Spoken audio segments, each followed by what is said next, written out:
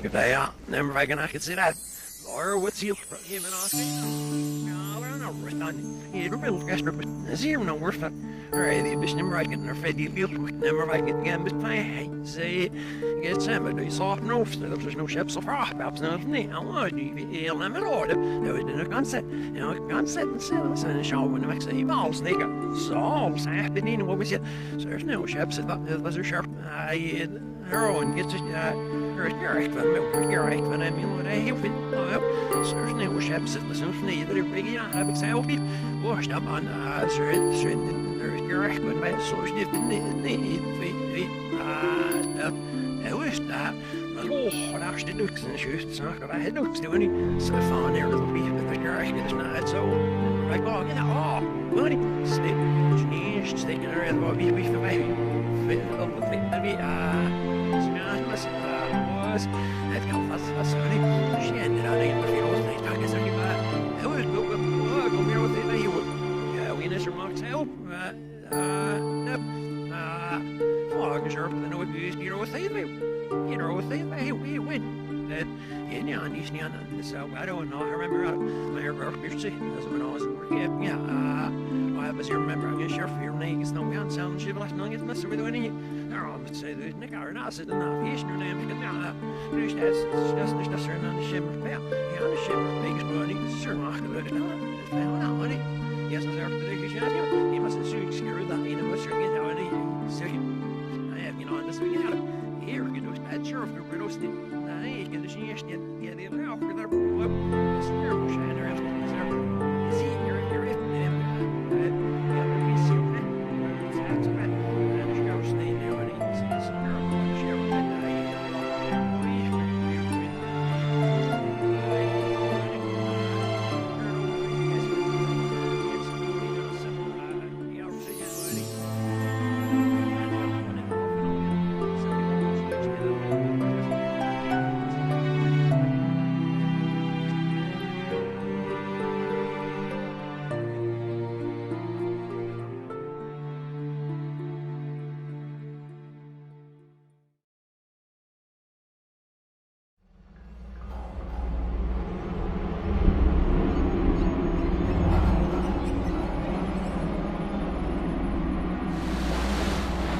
Upon what criterion could citizens agree that it was necessary to go to war?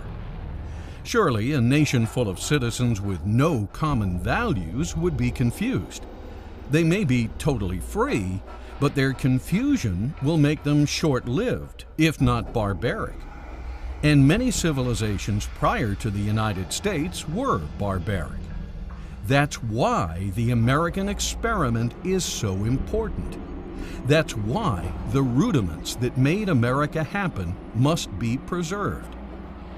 Thus, applying and defending the values implied in the Constitution are, in essence, a matter of survival.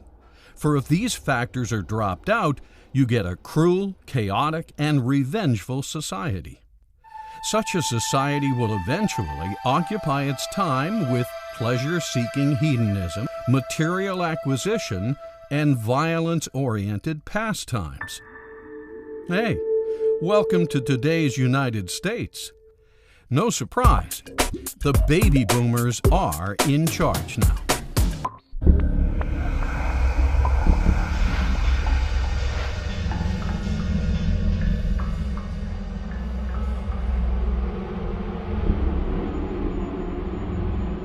The United States has undergone a cultural, moral, and religious revolution.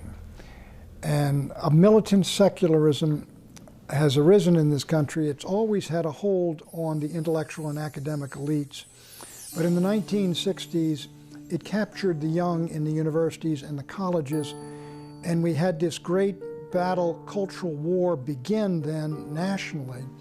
And since then, if you will, secularism has really achieved dominance in the academic community and the intellectual community and the entertainment community in Hollywood, among part of the political community, but not the nation as a whole. However, it is much stronger than it was, and so this is the basis of the great cultural war we're undergoing right now. And this militant, it is an anti-Christian, anti-God, anti-traditionalist revolution. It's partly the sexual revolution has a lot to do with it and how people live. And so we are two countries now. We are two countries morally and socially and culturally and theologically. And cultural wars do not lend themselves to peaceful coexistence. One side prevails or the other prevails. And the truth is that while the conservatives, in my judgment, we won the Cold War with political and economic communism, we've lost the cultural war with cultural Marxism, which I think has prevailed pretty much in the United States, or is now the dominant culture, whereas those of us who are traditionalists, we are, if you will, the counterculture. What exactly is cultural Marxism, the dominant culture of today? How did the founders of communism figure out a way to take over our country, not with guns and weapons, but with values and ideas? Let's take a closer look at this and see exactly how it happened. There was a man named Karl Marx. Marx got an idea. His idea was that the workers of the world should unite and rise up to counter an evil foe. That foe being capitalism. Capitalism, the idea that people and private companies should be able to own the means of production and be free to earn and have as much as they wished, was anathema to Marx. Marx felt the state should own the means of production, as well as products produced, and then the state should distribute a fair share of all such products to each and every worker. Thus, in his book, The Communist Manifesto, Karl Marx thundered, "Workers of the world, unite!" Sure that he had a principle to unify all workers in every country, Marx looked forward to eventually taking over the world. Karl Marx believed that you would have a rebellion by the workers against the capitalist system, which would then create a Marxist communist society where you would have dictatorship of the proletariat. Unfortunately, when World War I broke out, the workers of the world did not unite. In fact, the workers united with their respective countries and fought each other. What happened was the Marxists had an enormous disillusionment when the French and the Germans and the British workers all rose up for the fatherland and went to war happily, fighting one another. Marx's idea was a total failure. Workers were more loyal to their respective countries, churches, and cultural values than they were to their counterparts in other countries. They did not want to give up their houses, their cars, their stoves, their products. They did not want to have a classless society. They did not vote, and they didn't even have an overthrow. Some years after Marx failed, several of his disciples got a new idea on how to take over the world. One of his disciples, Antonio Gramsci, while, where else but in prison, wrote up a series of plans, now known as the Prison Notebooks. In this plan, Gramsci announced, "The workers of the world will unite only after the Long March is over." The Long March? In other words, they had to get into the culture and change the way of people's thinking. And if people were thinking about patriotism and nation and God and country, that was a mechanism which was too resistant to Marxism. It could never take hold. So you had to erode and destroy that in the individuals. That began what's called the Long March through the institutions, through the seminaries, through the churches, through the media, through Hollywood, and all the rest of it, to create an anti-Christian culture which would destroy the Christian beliefs and convictions in the vast majority of the people, so they would embrace the ideas of Marxism, and they would embrace the ideas that they had rejected, and they would be open to a takeover, basically, by Marxists. Now, not political Marxists, but cultural Marxists. Rather than workers uniting and marching into battle, thus seizing power through force, they would make a long march through the institutions. Institutions like the arts, cinema, theater, literature, schools, college, seminaries, newspapers, magazines. and what is now known as radio, TV, and the mass media. Once this march is over, all the barriers to the acceptance of Marxism will have been quietly and systematically removed. So to get to that point, they said we have to destroy the culture, and what they were talking about was the Christian culture, what we used to call Christendom or Western civilization. If you can break people away from religious affinities, for example, where they would turn to their community, their religious community, for support and help, or they would turn to Scripture for answers to certain perplexing questions. If they have an affinity to their religion, they might say, well, we're not going to go along with government because it's contrary to my religion. So cultural Marxism would attack religion of all kinds. It doesn't make any difference, because there was another place where people could go other than to the government for support and for answers. We, the people, will have thus been indoctrinated or brainwashed into seeing the wisdom of Marxism and the folly of capitalism.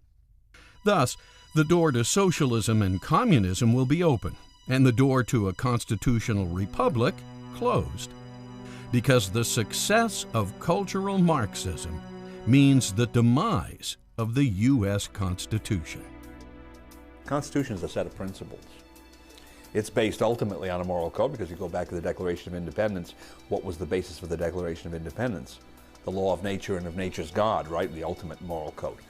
But if you don't follow those principles, if you try, as the expression goes, shave a point off here and there to make a buck, or to be reelected, or if you're a special interest group to get some kind of a government subsidy, then the consequences are going to be in the long run deleterious to society as a whole. And there's the difficulty. There are too many people that are thinking in the short term and not applying these principles, which are designed to give us a long-term stability to this system.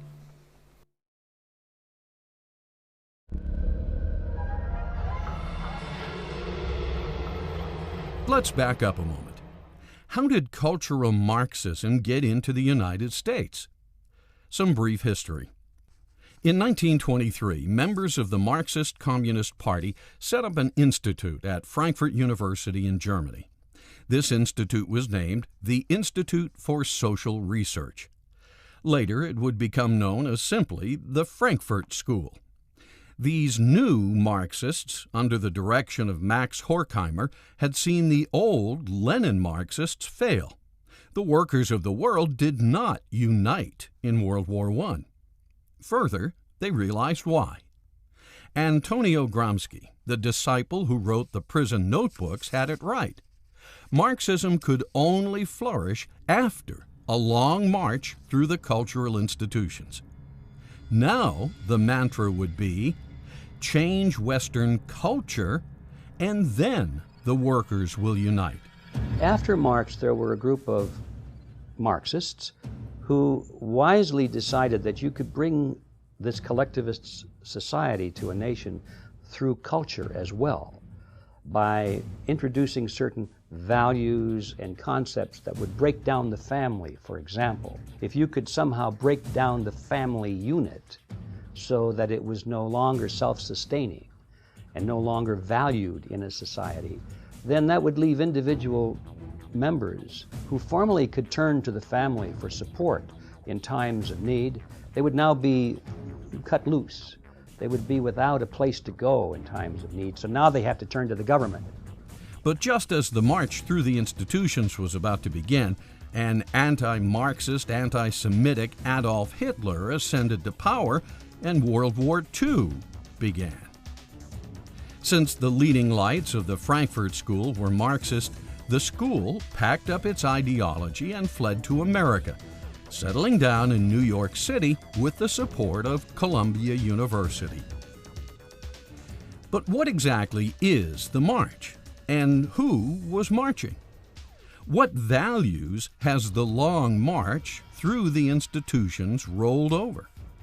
Let's hear it from some of the Frankfurt School graduates themselves, like George Lukács, Antonio Gramsci, Charles Reich, Herbert Marcuse, Theodor Adorno, Erich Fromm, Wilhelm Reich, and Max Horkheimer. Marx got it all wrong. The workers are not up to being the vanguard of the communist revolution. Let's translate Marxism into cultural terms. And Herbert Marcuse.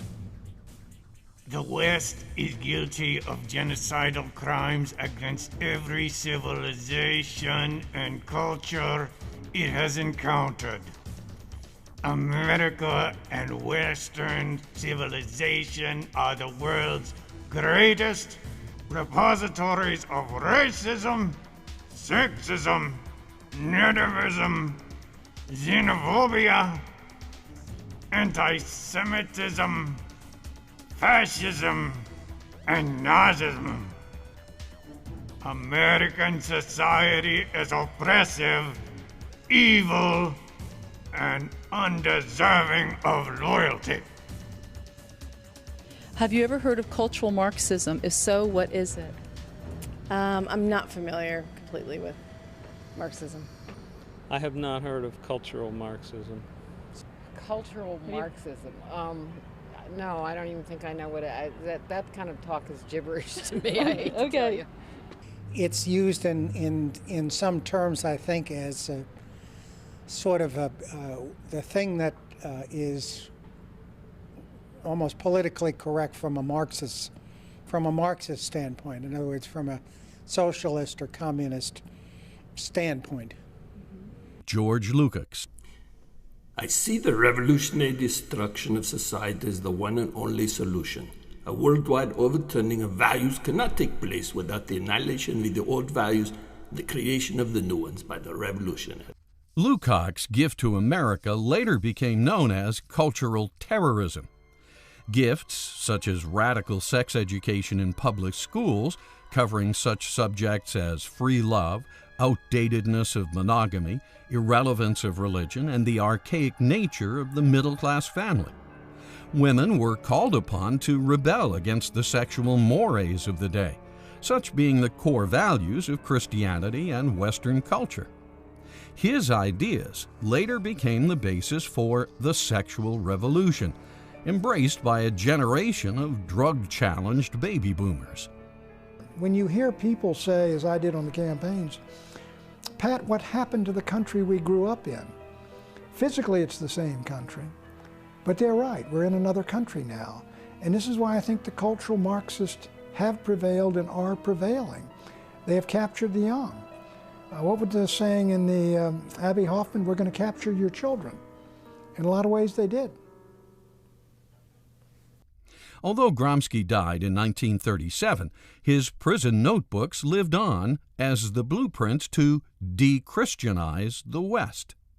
The civilized world has been thoroughly saturated with Christianity for 2,000 years.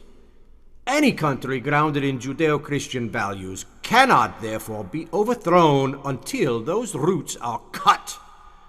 But to cut the roots, to change culture, a long march through the institutions is necessary. Only then will power fall into our laps like ripened fruit. And the new generation of freedom-loving, authority-challenged baby boomers were quite willing to accept the bait and take a toke. Turn on, tune in, drop out. Yes, our prison planner, Antonio Gramsci, had quite a dream. The only way a Marxist revolution could be successful was if the heat shield of capitalism, Christianity, were first destroyed. Charles Reich. There is a revolution coming. It will not be like revolutions of the past. It will originate with the individual, with culture, and it will change the political structure only as its final act. Reich thus helped shape the minds of the American 60s youth with his runaway best-selling book, The Greening of America. Gramsci and Marx were now reaching their target audience, and the long march was in progress. In the 1960s, the church pulled back from the culture. You had the first Sex and Satanism film. You had the first X-rated film where the pastor takes the boy up to his room in Broadway to get on his knees but not to pray. You had all of the perversion. You went from 100% broad audience films that anybody could see to 82% R-rated movies, which were restricted. You had a tremendous loss of viewership at the movie theaters.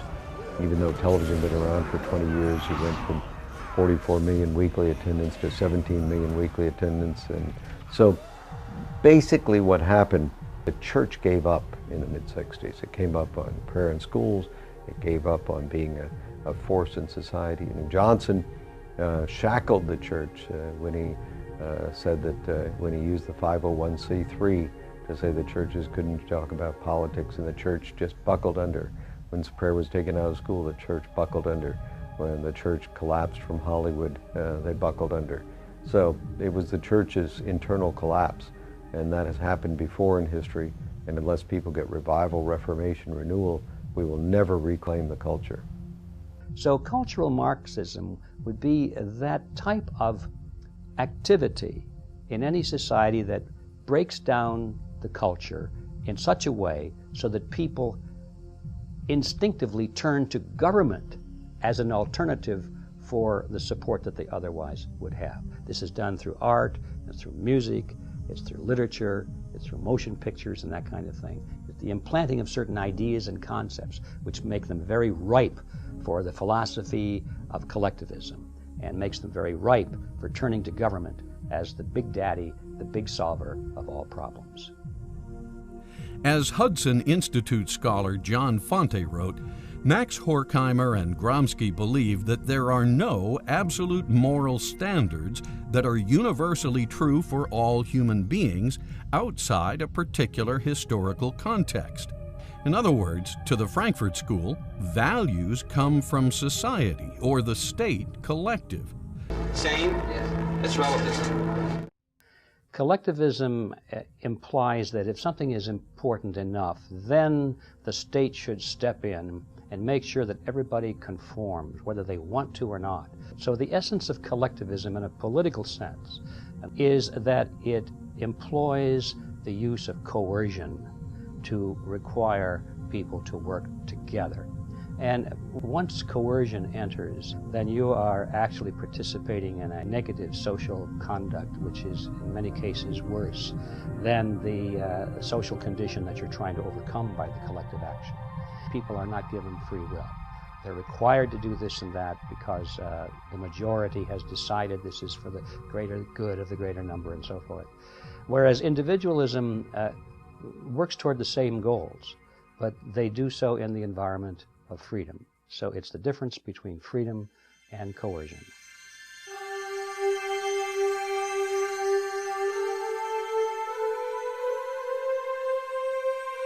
Not to be outdone by Karl Marx, a brilliant mind or two at the Frankfurt School soon came up with several of their own ideas, the foremost known as critical theory.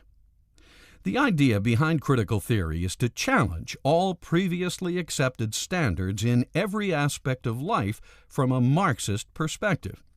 Standards such as Abe Lincoln was honest, home is where the heart is, democracy and capitalism are good, the founders believed in freedom. In doing this, every negative thing one could possibly say about America was dredged up, circulated in books, movies, TV, schools, colleges, and even the clergy, so that the youth would be endlessly indoctrinated. Things like white men killed the Indians, fathers were repressive, God is dead, the founders had slaves. They did have a problem, which was that although slavery was technically legal throughout all the colonies, only some of the colonies really had slave-based economies. The southern states, Maryland, South, essentially. And therefore, they had to deal with the practical problem of how could you integrate these states with the northern and middle colonies, middle states and northern states, in a way that would, as much as possible, unify them. So they had to make some kind of initial political compromises with the social institutions that existed in the southern states. But there was a mindset at the time that slavery would essentially wither away because it was not a practical economic concern in the long run. But it certainly was not a matter that could be criticized from the point of view of principle. You know, the first principle in the preamble is to create a more perfect union. That was their first goal.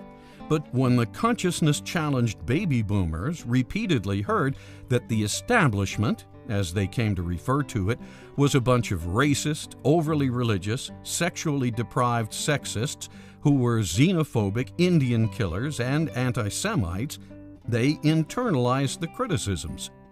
Soon their movies and songs began to reflect these values, spreading them throughout the nation's youth culture. Critical theory was doing its job, especially on people like Charles Manson and John Lennon. Even though the reality-challenged baby boomers of the 1960s were the most free, most affluent, and most privileged of any youth in any age, they were bored with their lives and swallowed the Frankfurt School's propaganda like a hit of California Sunshine. Books like The Death of the Family, Escape from Freedom, The Mass Psychology of Fascism, The Sexual Revolution, The Joy of Sex, and The Authoritarian Personality flew off the shelves. Counterculture drug movies like The Trip, Easy Rider, The Wild Angels, The Wild Bunch, and Born Loser played theaters endlessly. Books like Authoritarian Personality were particular hits because they attacked the patriarchal family unit, a deeply Christian institution. So along came movies depicting the family unit as sexually repressed and dysfunctional. Movies like Battle of the Sexes, How to Handle Your Wife, Harold and Maude, The Graduate, Bonnie and Clyde, Carnal Knowledge, Bob and Ted and Carol and Alice, Boys in the Band, The Godfather, and Kramer versus Kramer instilled cultural pessimism about families. The basic unit of a family is where a male as a sex joins with a female as a sex, and they're able to work together to help each other. And by being able to work together to help each other, they perfect each other, they love each other, they care for each other. And in the process, they learn to love and perfect and care for others within the society. They become good citizens because they're good citizens within their own home, and that produces a society that loves each other. Marriage is a particularly Judeo-Christian institution. It was Jesus who instituted one man and one wife, forever shall become one flesh. By targeting the family unit, the cultural Marxists knew they could eventually destroy the middle class of the United States. Why? Because the family unit is the basic building block of the middle class. Destroy the middle class, and you eventually destroy the economic engine of the United States. Destroy the economic engine of the U.S. and its political structure, built on capitalism and the Constitution, crumbles. I just recently had some shares stolen from me on the stock market by our government, who seized 80% of Fannie Mae and Freddie Mac shares. I'm like, how could this happen? They seized, private property. The whole point of a socialistic society is to do four things. Marx talks about destroying the family, 2, destroying property, 3, destroying religion, and 4, destroying the nation. And what you end up with is the gulag, where the whole country becomes the Soviet Union. Yes, critical theory is diabolical genius. The cultural Marxist could accomplish what Marx, Lenin, Trotsky, and Stalin only dreamed of accomplishing. Whereas Lenin, Trotsky, and Stalin took Marx's ideas and delivered the brutal Soviet Union to the world, Gramsci, Lukács, and Marcuse took Marx's ideas and delivered user-friendly cultural Marxism to America. The Supreme Court has been converted into a fighting ally of secularism in the wars against traditionalism in the United States. The Supreme Court has perverted the Constitution. It has usurped power that belongs to the states and imposed secular views and values on the states and on the communities, making decisions that used to be made democratically at the local level. This time it seems Marx won. Today, post-Engel, politically correct baby boomers are so completely immersed in the Frankfurt School's cultural pessimism, they can't see the forest for the trees. They're fish in a bowl of muddy water. They're Neo in the Matrix. They swim in it. They absorb it through every pore of their beingness. Starting in the 1960s, cultural Marxism has woven its values into every American's very existence. Khrushchev was right when he said, "We will bury you."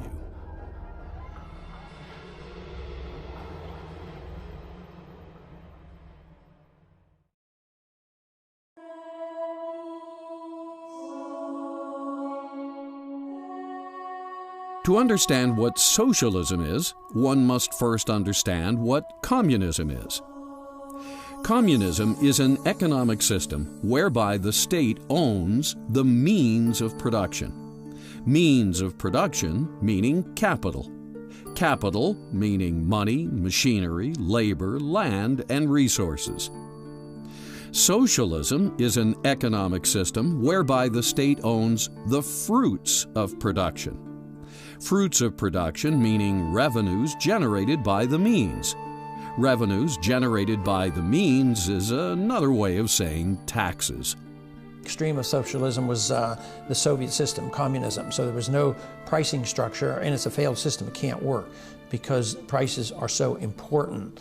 So communism owns and confiscates the means and fruits of production, whereas socialism confiscates just the fruits of production in the form of excessive taxes.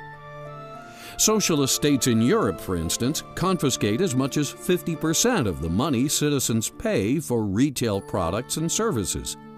This is the outrageous sales tax a socialist state demands. We interfere a lot, but we allow prices to adjust in the marketplace for the most part. But when it comes to interest rates, the Federal Reserve is always deciding the central plan through the control of money and interest rates, how much money we should have in circulation, and should we shrink the money supply, expand the money supply. And that's a form of socialism, but it's only half of socialism because it's controlling only half of the transaction, and that's money. But it's very dangerous and leads to an authoritarian approach because it eventually breaks down, and I think that's what we're witnessing today. Thus, a socialist state rapes the people mainly through excessive taxes. A fascist state rapes the people mainly through excessive debt. Both ultimately rape the people through taxes because debt causes inflation, a hidden tax. Debt causes inflation because the Federal Reserve System facilitates the conversion of government bonds, government IOUs, into Federal Reserve notes, what we use as a currency. Well, the Federal Reserve, in its very nature, is contrary to a free market. The Federal Reserve is not only regulating, but it's manipulating the marketplace against the will of the people who are conducting the marketplace. When this is done, the money supply is inflated. When the money supply is inflated, it becomes watered down or diluted. Just like stock, when a corporation authorizes and issues more stock, existing shareholders are diluted. When money is diluted, it has less purchasing power. When it has less purchasing power, prices rise because it takes more Federal Reserve notes to purchase a given product. When prices rise, it has the effect of a tax. Inflation is therefore a hidden tax. If the government can create new money that it doesn't have to tax for, and especially if it can put off the ultimate payment of this into the future through the use of long-term bonds that are the backing for the fiat currency, then we have a government that is essentially out of control to some degree. It can make decisions that are not immediately going to subject the people to pressure. Unfortunately, the constitutional republic envisioned by the founders is being undermined by cultural Marxism and destroying the republic envisioned by the founders.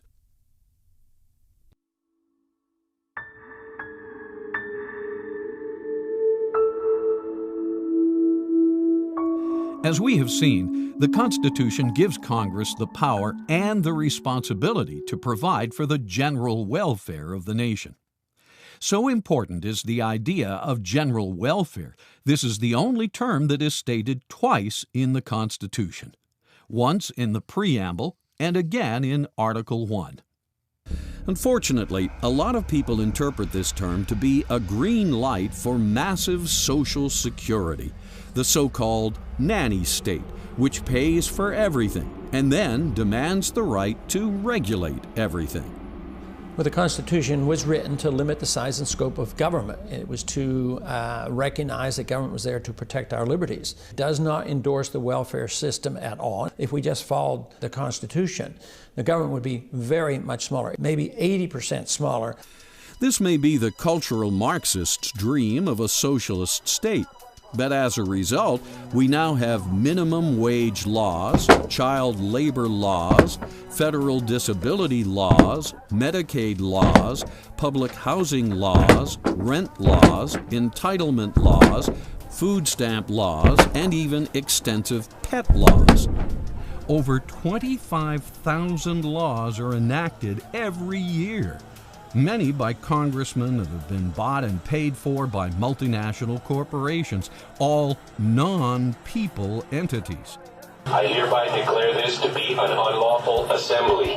If you remain in this immediate vicinity, you will be in violation of the Pennsylvania Crimes Code, no matter what your purpose is.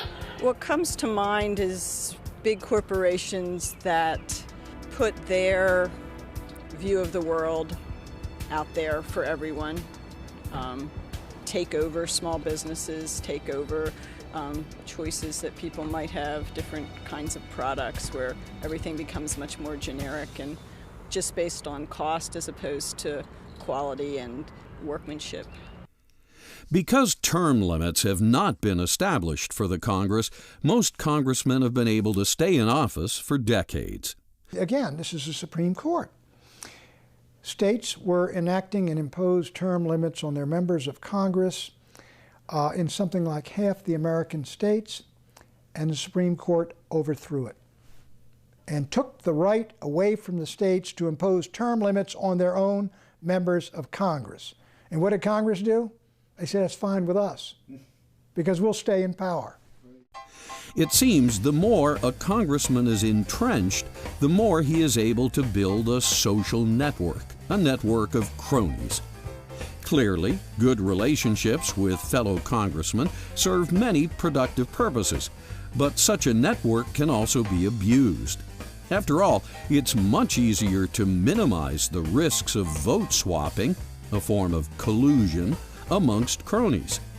It's much easier to justify corporate campaign contributions, a form of bribery, amongst cronies. And it's much easier to get away with earmarks, a form of fraud, amongst cronies.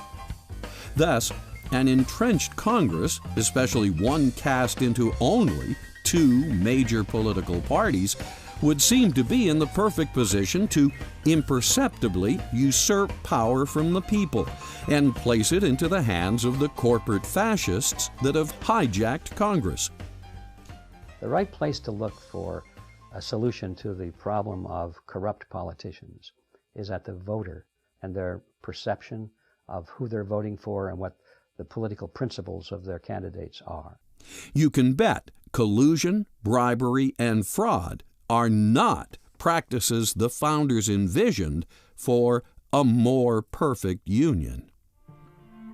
So unless I have this view that I need to participate in this system as a self-governing citizen to maintain the integrity of the system will eventually be dominated from the top down by the people who can actually make something from gaming it, as the expression goes.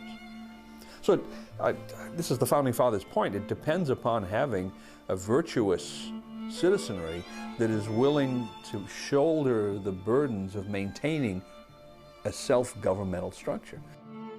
Again, general welfare includes everyone, especially the vast majority of average citizens who fall within the middle of the social spectrum.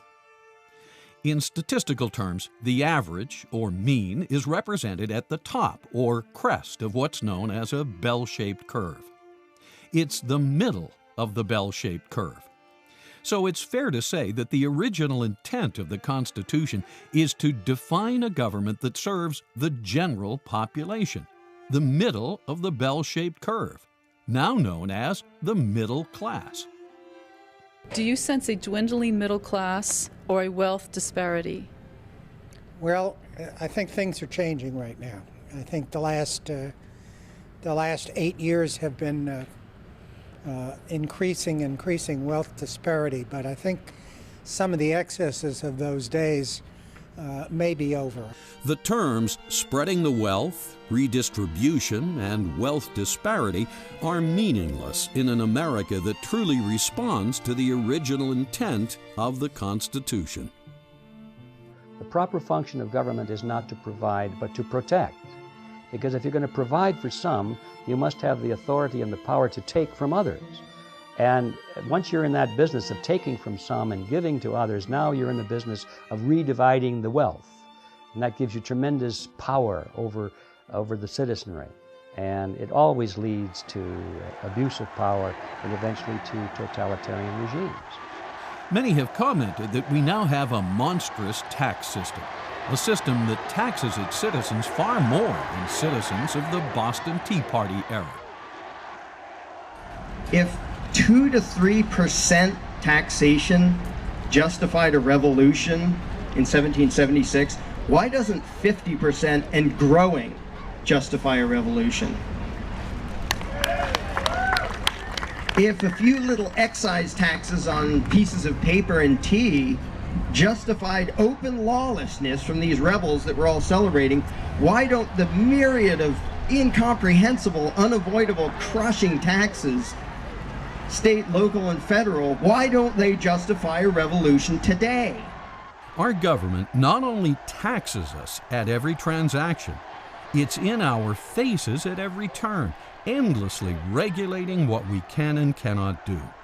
All these regulating laws and their expensive enforcement programs are turning us into a police state. Anyone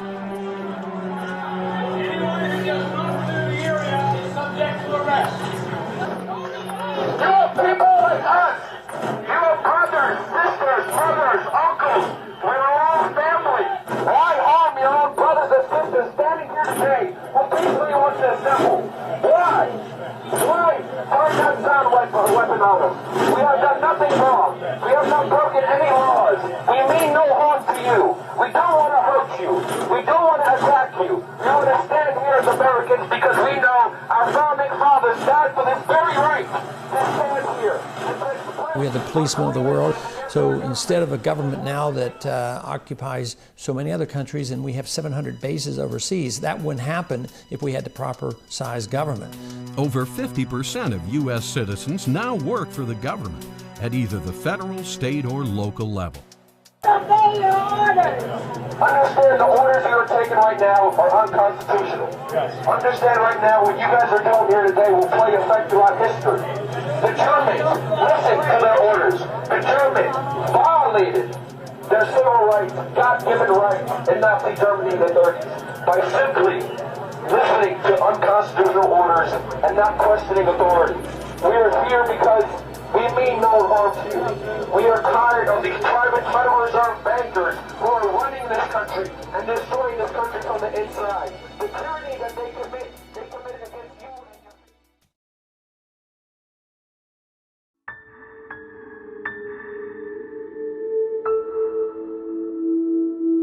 The nefarious genius of cultural Marxist strategy is to destroy the family unit by promoting what's known in the field of botany as androgyny. From the American College Dictionary, androgyny means, quote, having staminate and pistillate flowers in the same inflorescence, being both male and female, hermaphroditic, end quote. Translated into cultural Marxist strategy, this means making the father and mother of a family the same, and or reversing their roles. How is this done? Well, it starts with invalidation. I hate this house, and I don't want to be here anymore. As previously discussed, one of the key technologies of the Frankfurt School is critical theory. Recall the purpose of critical theory is to instill cultural pessimism. Thus, by endlessly portraying fathers as dominant, restrictive, depersonalized, and controlling, the cultural Marxist is able to invalidate the male component of the family unit. Concomitant with this, by endlessly portraying mothers as schizophrenic, nagging, anxious, the cultural Marxist is able to invalidate the female component of the family unit. This two-punch invalidation, endlessly repeated in the general literature, movies, and media, gives rise to a pessimistic attitude towards the traditional family. After time, this pessimism becomes imbued into the culture. That's why it's said the product of critical theory is cultural pessimism. The message of cultural pessimism. 1. Families are boring, stifling, and intrusive. 2. Mothers and fathers suck. 3. Divorce is therefore understandable and justified. With divorce made understandable and justified, even laughingly made easy by calling it no fault, 1 out of 2 nuclear families now disintegrate into chaos. Most contracts, the court system tries to sustain the contract. If you and I are doing business together and they're trying to protect that contract because the contract was entered into in good faith for good principles. However, although the marriage might have been entered into in good faith, by breaking that, they can put a lot of people to work. Not only the marital courts can go to work, there are also the social workers that go to work. There's also a whole team of people, including the IRS, who prey off of them. And one court in Massachusetts says, we're going to bring this father to his knees and take all of his money from him. So there's a whole movement by the courts to make money off the dissolution of marriage.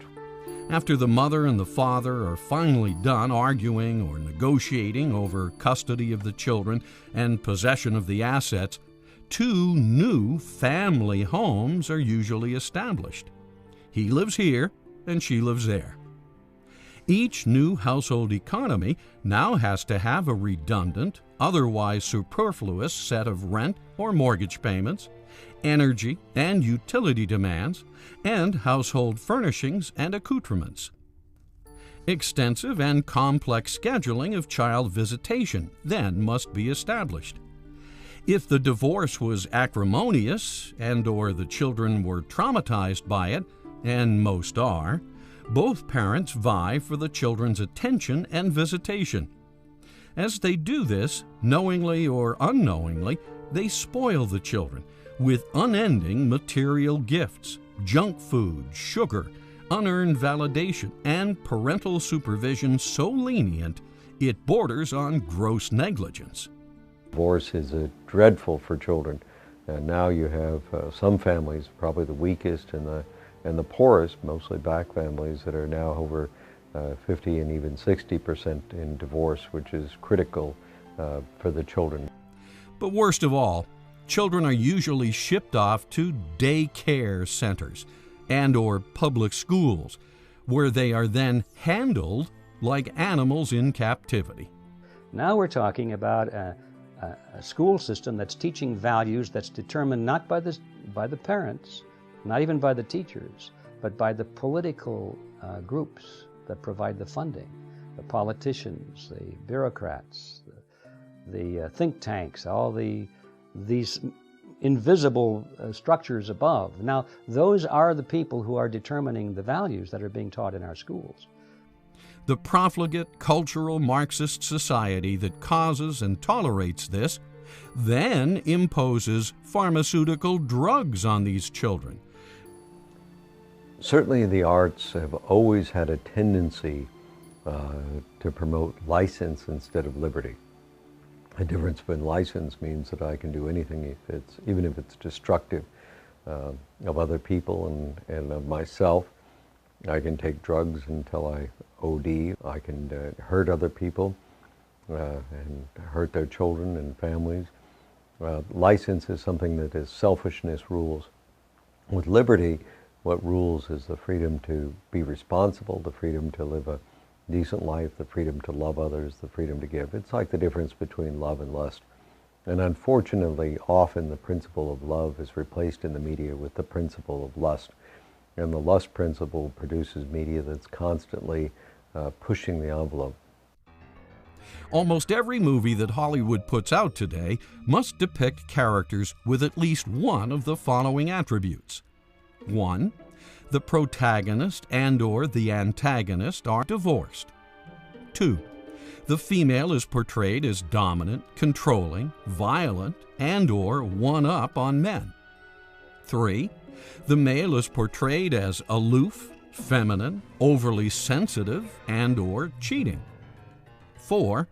Somewhere in the family, at least one of its immediate members must be a lesbian, gay, bisexual, or a women's liber. Often, attributes are mixed in various proportions, and even mixed with a touch of schizophrenia, as males and females swap roles in fluorescence. Same-sex marriage does not give you the balance of having a mother and a father so that you can learn different skills from them and you learn different personality types from them. By abolishing that, children are adrift.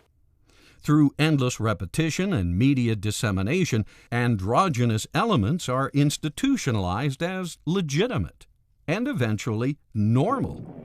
Cultural pessimism has been taken to a whole new level. Complete tolerance for dysfunctional social structures and inefficient economic units. Proof that Christian values do not work. Schools should be completely operated by parents.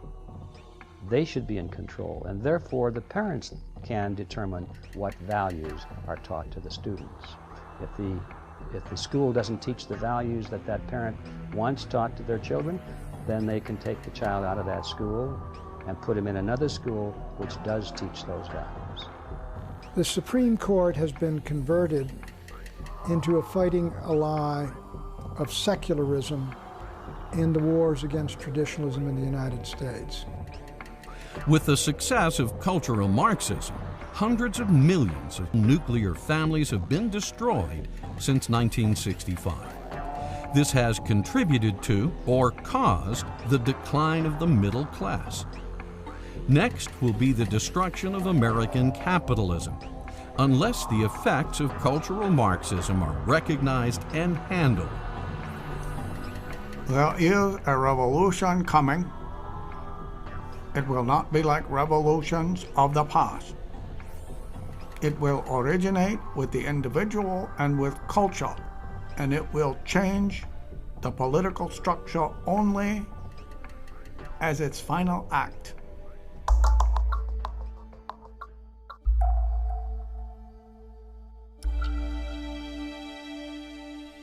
Before the Romans crashed and burned, they had gone down the same road, only they called their social security bread and circuses.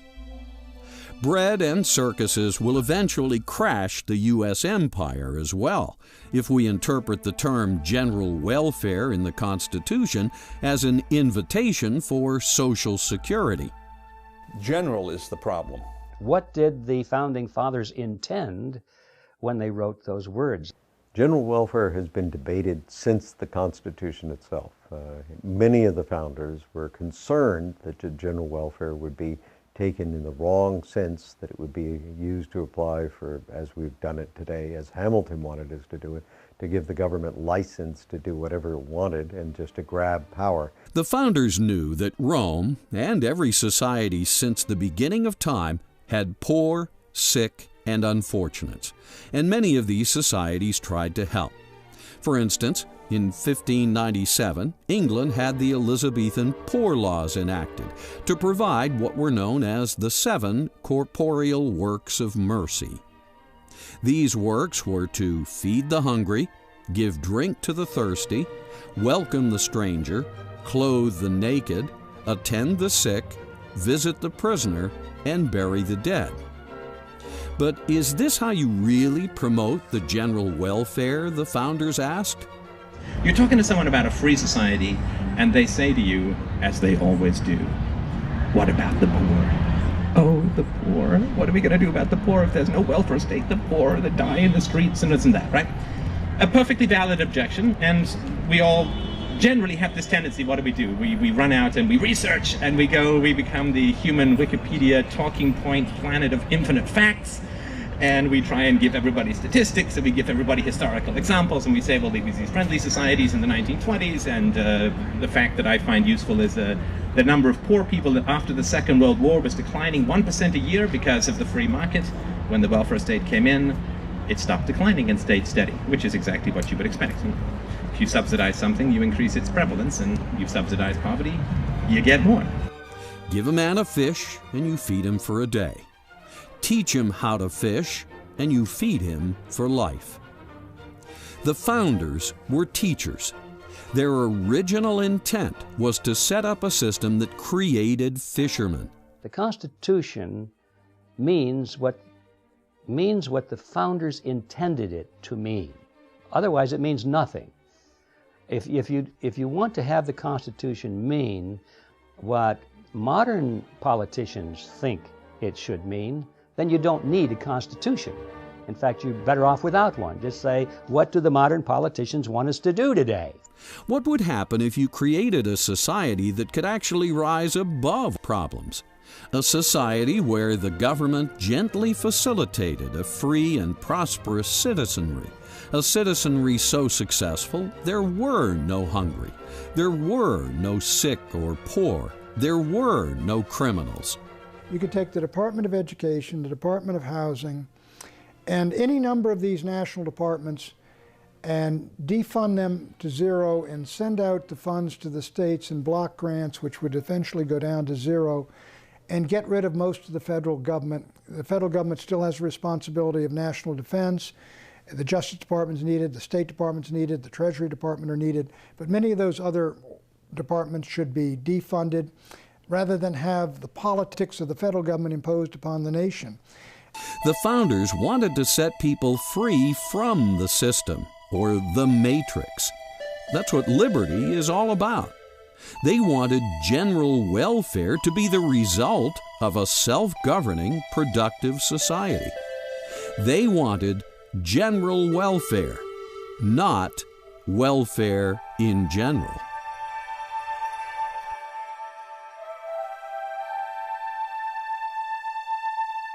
Today, the U.S. currency is backed by nothing but debt in the form of U.S. bonds.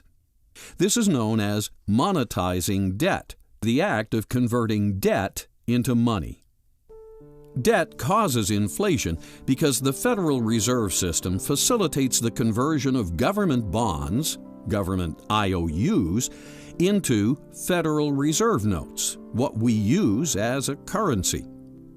When this is done, the money supply is inflated. When the money supply is inflated, it becomes watered down or diluted. Just like stock, when a corporation authorizes and issues more stock, existing shareholders are diluted. When money is diluted, it has less purchasing power. When it has less purchasing power, prices rise because it takes more Federal Reserve notes to purchase a given product. When prices rise, it has the effect of a tax. Inflation is therefore a hidden tax. If you can delay the payment and hide the payment, that is, borrow money or print money, those who really pay the price are hard to find. They're usually the poor people in the middle class. So it's a very specific plan to have a central bank to destroy money. It's been done for thousands of years. They used to dilute the metals or clip the coins, or even in the old days they tried printing money. Today we do it with a computer. Thus, cultural Marxism uses debt, which generates the hidden tax of inflation, and endless taxes to fund its socialist operations and expansion.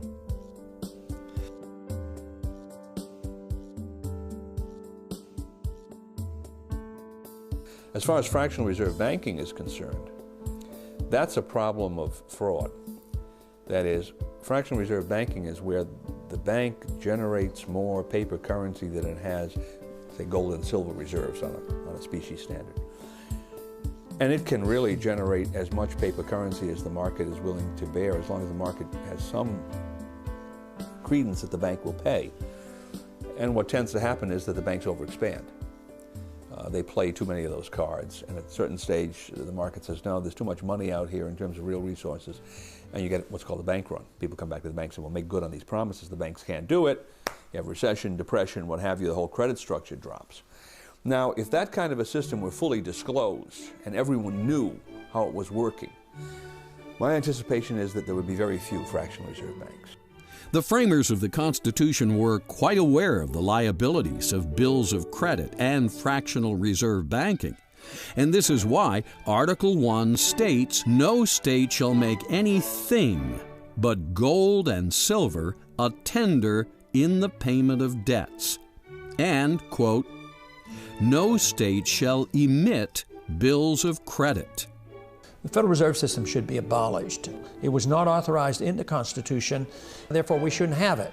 But I take a sort of a moderate approach to doing it because there's a lot of people who depend on the system today, and I wouldn't close it down in one day, but I would legalize competition, allow gold and silver to circulate as money, take taxes off gold and silver so you didn't have to pay sales taxes or capital gains taxes, and let the people transition over to gold and silver. Because in 1976 we weren't even allowed to own gold. And then later on we got the American Gold Eagle. So we're moving in that direction, but we need to go a little bit further to legalize contracts in gold. The real culprit is the ability of the Fed to monetize debt. Members of Congress spend money for war and welfare. They can't borrow enough and they can't tax enough, so they literally create treasury bills out of thin air, and then the Federal Reserve creates money out of thin air and buys the treasury bills, and that has to eventually destroy the value of the dollar. If we were to abolish the Federal Reserve System tomorrow and get the banks out of it completely, turn the entire function as it now operates over to the Treasury, nothing would change. The same people would still dominate the system from behind the scenes.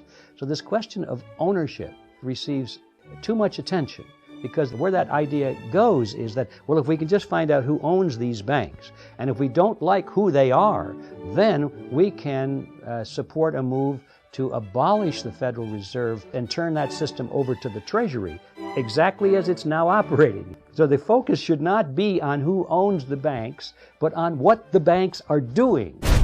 If the public better understood how fiat money can be abused by Congress, it would impeach almost every member and abolish the Federal Reserve Central Bank, as it has done twice in the nation's history.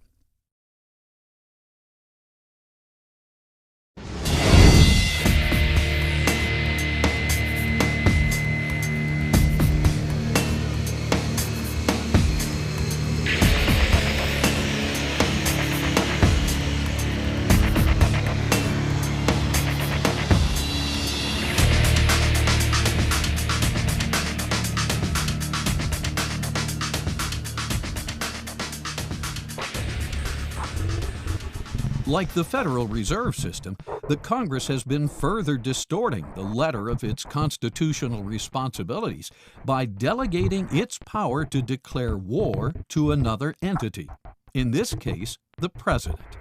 One of the great problems the country faces is the cowardice of the Congress of the United States as an institution. It has allowed the President to usurp the war-making power. Where does Congress get authority to delegate the responsibility to declare war to the President? It's not in the Constitution. This delegation sounds more like an evasion of responsibility for political expediency than the original intent of the founders. It has resigned its authority. It is frightened of exercising its authority. It does not want responsibility. It does not want accountability. Article 1, Section 8 clearly states, Congress shall have power to declare war, to raise and support armies, to provide and maintain a navy, to provide for calling forth the militia.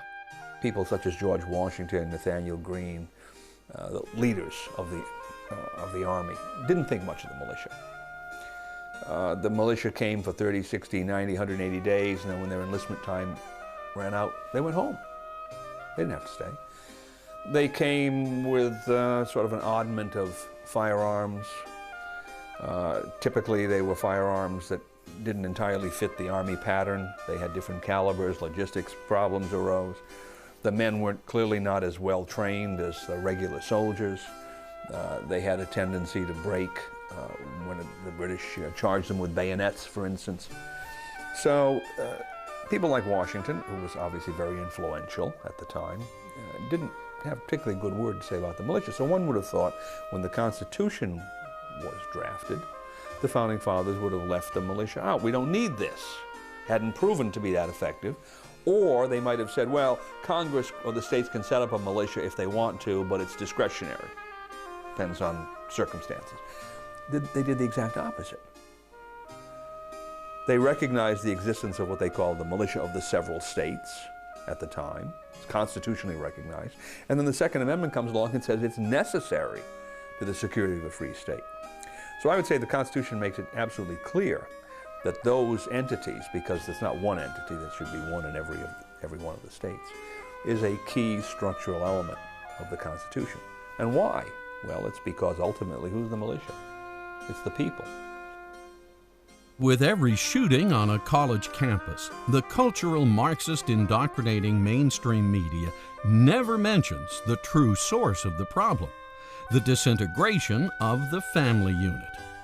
Instead, the media pushes the socialist agenda of removing citizens' Second Amendment rights. Let's go to the Second Amendment, which says a well-regulated militia being necessary to the security of a free state. The right of the people to keep and bear arms shall not be infringed. Just take the first clause. A well-regulated militia being necessary to the security of a free state. Stop right there. That's the only place in the Constitution where the Constitution says that anything is necessary for any reason. The Constitution doesn't say Congress is necessary, the President is necessary, the Supreme Court is necessary. It doesn't even say the states are necessary. It says a well-regulated militia is necessary to what? To the security. Well, not just any kind of security, but the security of a free state. And that's the sole purpose of the Constitution in toto. The way that the United States was set up originally was that the defense of the nation was to be primarily the responsibility of the states. They were to create militia drawn upon able-bodied American citizens within the state. They were to provide their weapons and their training and their leaders. They were to form into a national fighting force, and they would defend the borders of the United States against foreign enemies. But the primary foundation, the element of that, was the militia. Never stated in movies like Bowling for Columbine, movies funded by cultural Marxist-infiltrated Hollywood studios, is the original intent of the founders that all citizens retain the right to keep and bear arms. More accurately, the obligation to keep and bear arms as part of the militia. The Michigan militia wanted everyone to know that they were nothing like McVeigh and Nichols. This is an American tradition. It's an American responsibility to be armed. I'm sure you guys are the kind of people that people would like to have as their neighbor. As the Constitution tells us, a well-regulated militia is necessary to the security of a free state. Now, some people may disagree with that, and my response is, well, that's a personal opinion. The law is otherwise. Right? The law tells us that this is the principle on which we're supposed to be operating. You don't like that, amend it. If it's there, enforce it. If you don't enforce it, there will be some consequence, because the Constitution is, how shall I put this? It's an integrated document in the sense that all of the parts were designed to function with all of the others simultaneously. And if you look at it, there are several pillars to it. There's, of course, the federal government, the Congress, President, and the Supreme Court. There are the states. There are the people as electors. And then there's this group of entities called the militia. And read the Constitution through and you'll see they're essentially all on an equal plane. They all fit into this structure. Well, if an architect designs a building with 5 support columns, it's probably because he believes every one of those is necessary. You knock one of those out, or you allow it to decay, and you can pretty much expect that that building is not going to be stable over the long term. certain kinds of shocks affect it, it's going to come down. Same thing with a governmental structure. Governmental structure was designed in such a way that the people were supposed to play an important role in maintaining political power of military force. Instead, the Frankfurt School's agenda of injecting cultural pessimism into society continues. Robberies, murder, fires, and now escalating school shootings all contribute to the cultural pessimism and the misguided justification of disarming the citizens. But if citizens ever allow cultural Marxists, such as the Michael Moores of the world, to ban ownership of guns, they will make a grave mistake. These guys that created the American Constitution, the American Republic, were looking into the future, and they were concerned about our own government becoming despotic. They could see that. They talked about the possibility of that. How do we prevent that from happening was a major issue of discussion. And they said one of the ways is to make sure that we don't give them a standing army, and the other way is to make sure that the local population was armed. Because if you've got every man, able-bodied man in the country, and women too, armed and knowing how to use a weapon and under training and with their local squad leaders and so forth, their own commanders, there's no government that's in the United States that's going to turn against them. So they were very wise. And today, people laugh at that concept, but now that we're losing our liberties, I think the laughter is dying down pretty rapidly. By order of the City of Pittsburgh Chief Police, I hereby declare this to be an unlawful assembly. I order all those assembled to immediately disperse. You must leave the immediate vicinity.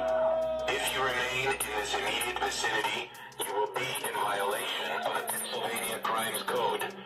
If you do not disperse, you may be arrested and/or subject to other police action. I order all those assembled to immediately disperse. You must leave the immediate vicinity.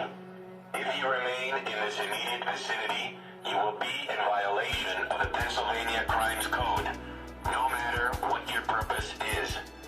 Observing thousands of years of history of earlier governments, the founders knew that the only thing that ultimately stands between a tyrannical government and the people are weapons. Quoting Mao Zedong, who in this case agrees with the Second Amendment, political power grows out of the barrel of a gun. Where the source of political power is to be is where the gun is. Ultimately, that's the bottom line of force in government, right? That's what government is, the application of force.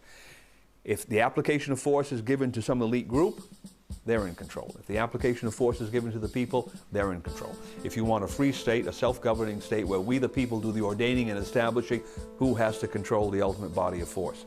It's the people themselves. And that's not a professional army. That's not a standing army. That's something the Founding Fathers were very much concerned about. They didn't want a standing army. It thought that a standing army was perhaps one of the most dangerous things you could imagine, because if Washington, D.C., they said if they were to have a standing army, you know what they're going to do with it? They're going to use it. They're going to use it for something. If you get a bunch of soldiers sitting around training, you're going to use them. And they didn't want that, except in a defensive mode. If people read the Constitution, that it's not in a time of war, you have a standing army. When there's no war, you have to abolish the standing army within 18 months. You can have a navy, but no standing army. Also, never forget the instrument that literally authorized the U.S. Constitution and freed all Americans from oppressive European rule was the Declaration of Independence. This sister document states that whenever any form of government becomes destructive of certain ends, such as the right to life, liberty, and the pursuit of happiness, it is the duty of the people to alter or abolish it. Alter it means to vote out those who aren't following the Constitution. If such politicians, over time, or unbeknownst to the people, reconfigure the government in such a way as to usurp the rights of the people, then the only choice left is to abolish the government. So they were acting within the law when they stood on that green, and they believed that General Gage was outside the law. He was an outlaw, that regular army. And that's why they didn't throw down their arms that day. And they opened fire on him. Now, one doesn't like to think of that as being something that we want to face here in this country. But there are many other problems prior to that that the militia would deal with. And a large militia structure would have a terrific deterrent effect on any people in political life that had aspirations to become usurpers or tyrants. It's pretty hard to overcome a country when 60 or 70% of the people are organized, armed, and trained. The Second Amendment states that the people, as and through their militia, have the right to keep and bear arms, and this right shall not be infringed. As individuals have rights, and we grant the government privileges. Those privileges are listed in Article 1, Section 8 of the Constitution, and anytime we have a justifiable reason and the courage to do so, we can revoke those rights and take those privileges away from the government. This means that a well-regulated militia consisting of the people, not some distant bunch of federal professionals, has the right to keep and bear, meaning own and keep on their person, guns and arms, short for armaments. These armaments are for use should the people, through their constitutional militia, find it necessary to abolish a tyrannical and suppressive government and replace it with a serving government that promotes the general welfare and secures the blessings of liberty.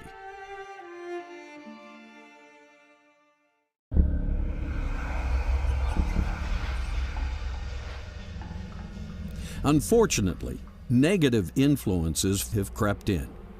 Not only has the cultural pessimism and the parade through the institutions attacked America's culture, but our banking system has been hit as well. The Federal Reserve, set up by banking architect Paul Warburg, is a European-style central bank, complete with all the inherent problems of the old world. Banking principles diametrically opposed by the founders. Alien concepts such as backing money by debt instead of gold, lending out more money than you have in the vault, printing up money so banks can stimulate the very economy they just crashed. All this so bankers can charge more for interest and snap up real estate assets with straw buyers in recession markets. Thanks to the Fed, Congress can bypass the public's representatives and wage war with money that has been literally created out of thin air. Are any of these American ways? Did the founders set up the Constitution so Antonio Gramsci, a cultural Marxist from the Frankfurt School of Critical Theory, and John Maynard Keynes, an economist indoctrinated in the environment of our former enemy, should stamp their war-torn European philosophies into the very soul of our nation? Something isn't right here. In Keynesian economics, they endorse the Federal Reserve System. And to print money out of thin air is really fraud, because they're stealing from people, stealing the value from some people. So they're completely different. But Keynesianism is not socialism, but it leads to socialism. Socialism is where the government controls supply and demand and prices and the whole work. But Keynesianism allows the market to function to a degree with a lot of intervention, a lot of regulations, a lot of taxes, a lot of planning, and a lot of inflation. How can the original intent of the founders shine through when our entire economic system and cultural institutions have been perverted by ideologies of a world we worked so desperately to get away from?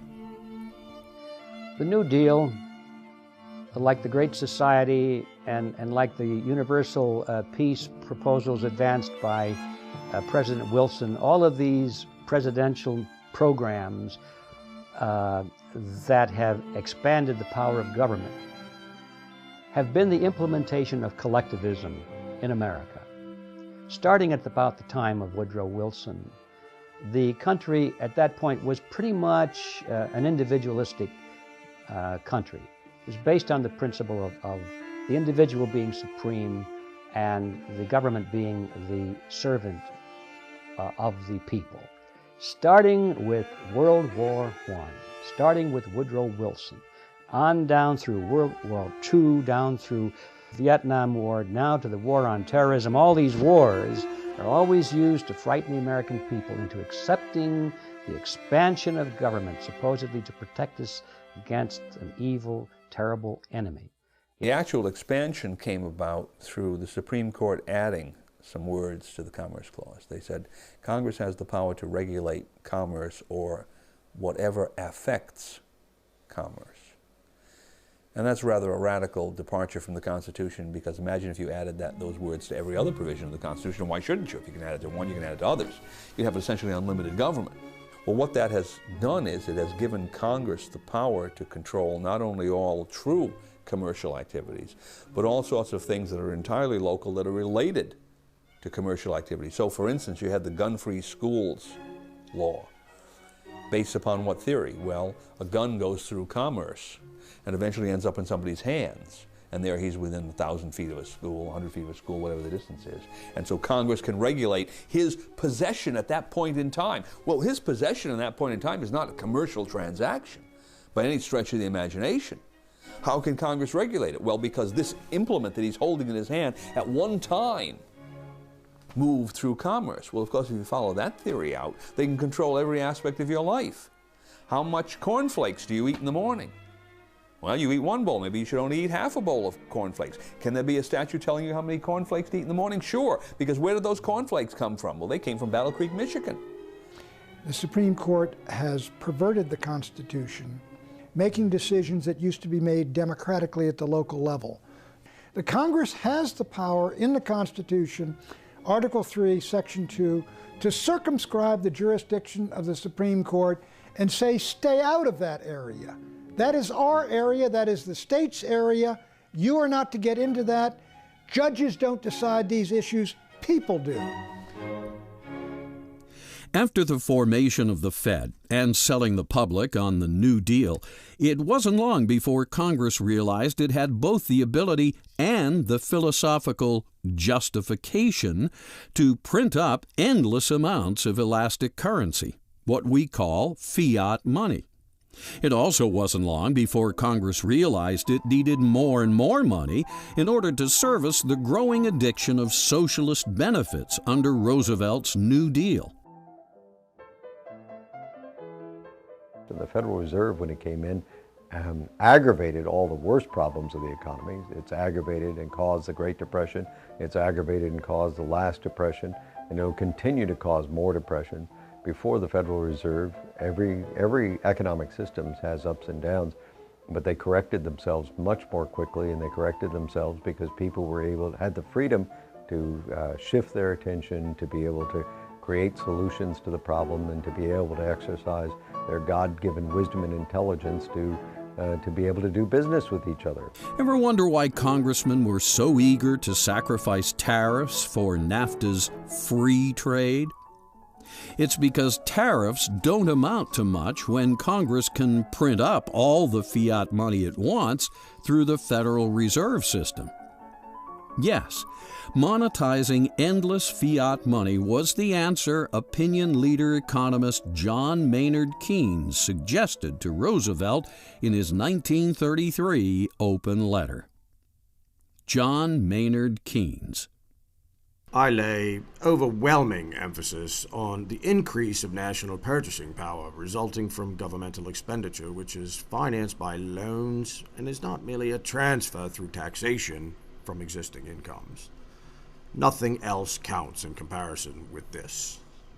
By these words, Keynes, the most prominent economist of the time, laid out the philosophic rationale for endless government borrowing and endless government spending of fiat money.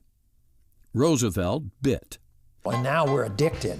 We're addicted to the programs, and even the banking system is addicted to ever increasing the money supply and artificially manipulating interest rates low. And on the short run, it does seem to help. Just recently, you know, the Fed pumped in $200 billion and the stock market loved it. But in time, when everybody knows they created $200 billion of new money, the value of the dollar goes down, which has happened since then. Keynes knew exactly what he was doing. No two men did more to destroy the original intent of the founders and set the groundwork for the cultural Marxism and corporate fascism that was to later flourish as competing totalitarian ideologies, hell-bent on destroying a self-governing republic that sought to practice true free market capitalism. You can go back to a gold standard, say, of $1,000 an ounce. But what do you do if they keep spending and spending and borrowing? People suddenly realize that these dollars aren't really worth that much gold, and they will demand the gold. Sounds to me, given the state of affairs we're in today, well over $10 trillion in debt, immersed in perpetual wars, getting more secular and socialist by the minute, fascist multinationals dominating Congress, that we have allowed serious corruption to seep into the American experiment. We may think we won our independence from Europe, defeated communism and Nazi fascism. But did we? We have traveled the road to totalitarianism almost to the very end. Austrian free market economics is really the answer, and that's the system that we should be following. And more or less, even though it was not known at the time our country was founded, it was more or less classical economics and classical liberalism that was very close to what the Austrians teach today. Tragic that wine-drinking, pot-smoking, angle-challenged baby boomers would so recklessly thwart the wisdom of the Founding Fathers by allowing their banking system and economy to be so influenced by European financial philosophies. Philosophies that over the past century have created a living hell of endless wars and empires, as we have seen. The intent of the founders was to establish a nation that was different from the ways of Europe, and they did. The United States is different. Not only that, contrary to the propaganda originated by critical theory, it's the greatest nation that has ever existed. America is not a universal nation or a multicultural nation, as CFR globalists writing in Foreign Affairs would have reality-challenged baby boomers believe.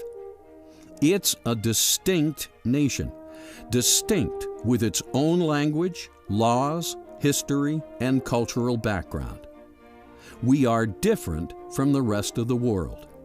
Yes, we even drive on the right side of the road because Europeans drive on the left.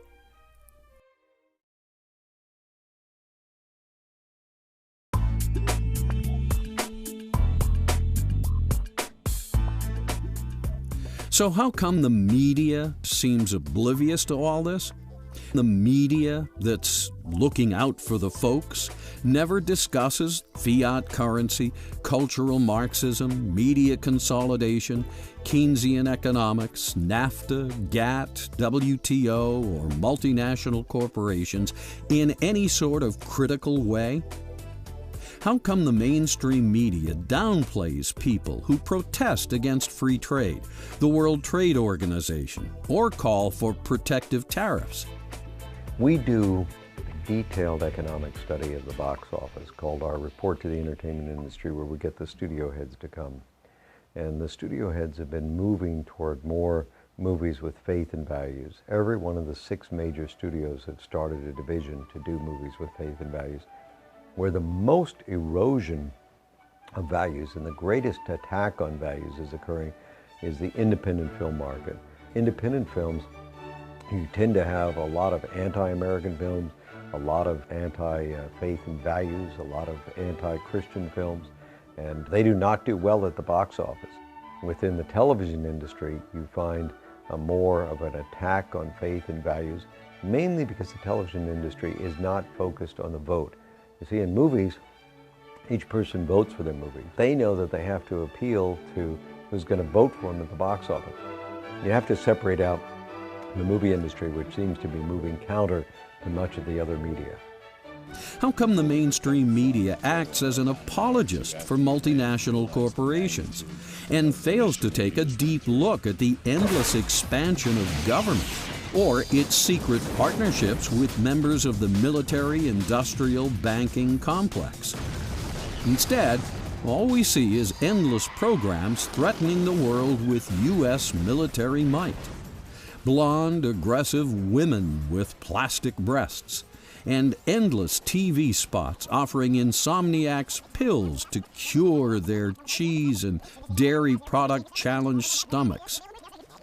Seems to me, to get away with all this cultural Marxist propaganda, the media must be in on the deal, systematically avoiding certain issues, narrowing the spectrum of speech, redefining words, spinning events, and ignoring, invalidating, and/or blackballing any author, filmmaker, or candidate that speaks the truth.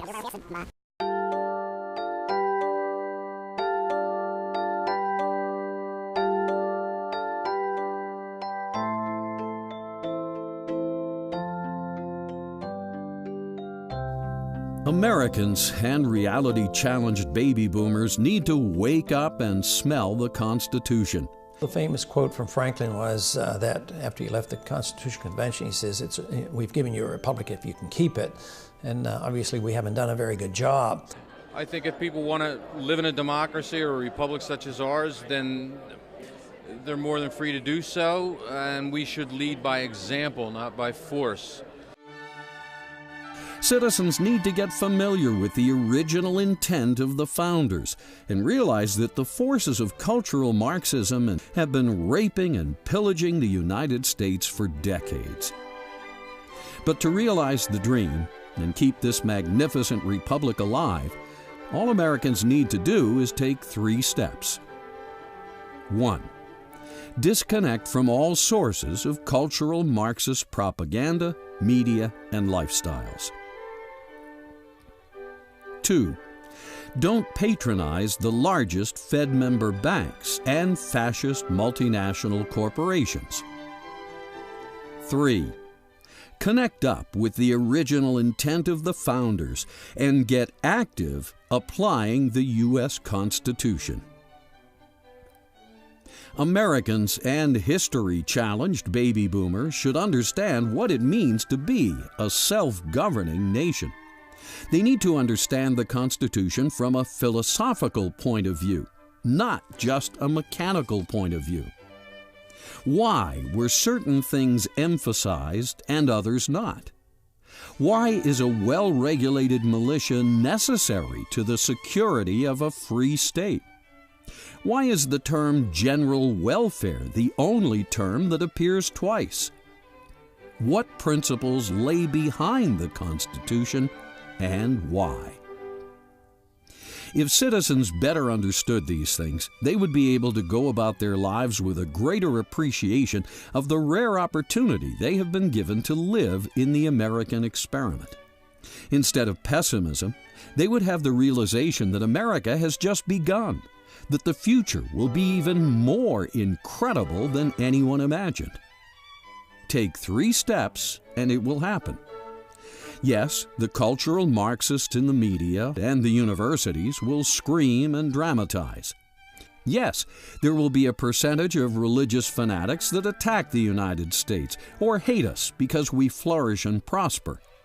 And yes, there will always be secular robots and iconoclasts that hate traditional values and deny America was populated by Christians or influenced by biblical principles.